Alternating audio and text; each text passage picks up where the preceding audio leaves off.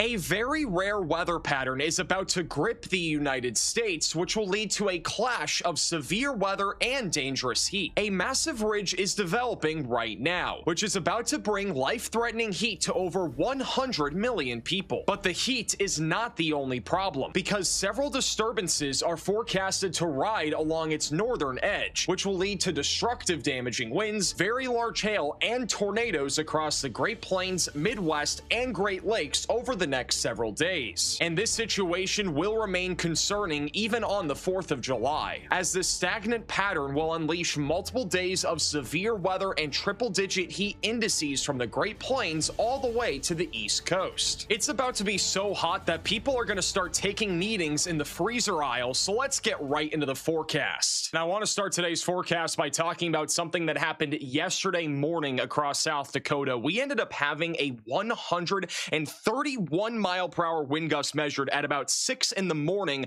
by a small cluster of thunderstorms, and this literally tore down a ton of wind turbines back over in central South Dakota. This was again with 130-mile-per-hour winds. These photos taken by our very own storm chaser Jacob McMillan. Unbelievable what we saw yesterday morning. I was not here. I was actually on a flight from Tulsa coming back to Florida, and unfortunately was not able to be live for this, but we had an unbelievably intense line of thunderstorms. Luckily, there have not been any reports of injuries or fatalities from this, but getting winds as high as 130 miles per hour with a cluster or even just a singular supercell, that is almost an EF3 tornado, but with just straight line damaging winds. So to say the least, this was a very rare situation that happened in South Dakota yesterday morning. And we do have a lot to talk about in today's forecast, and we are going to jump right into this ring of fire weather pattern that'll be impacting the country over the next 7 to 10 days. And this is literally going to set the stage for all of the weather that we are going to see during the first week of July.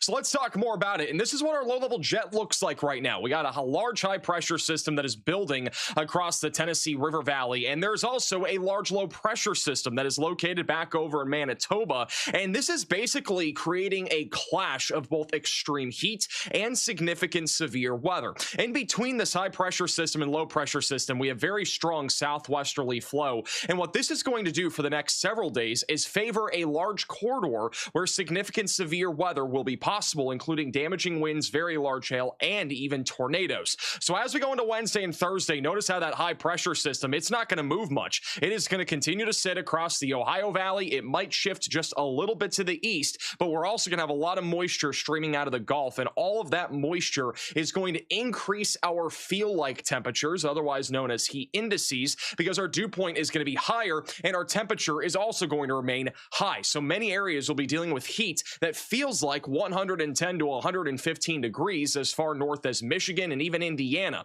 While that's happening, low pressure will continue to sit in Canada as we go throughout the first couple of days of July, and then we are going to start to see westerly flow. And a lot of the time what happens when we see westerly flow is that we get several lines of thunderstorms, and I do not think there's going to be any exception to that as we go throughout the rest of this work week and even into the 4th of July. I even think on the 4th of July there could be a chance of severe weather. And then as we go into the second week of July, things become a lot more uncertain. That ring of fire weather pattern is going to keep things really hot, and it's going to keep that severe weather sticking around at least for the next 4 to 5 days. And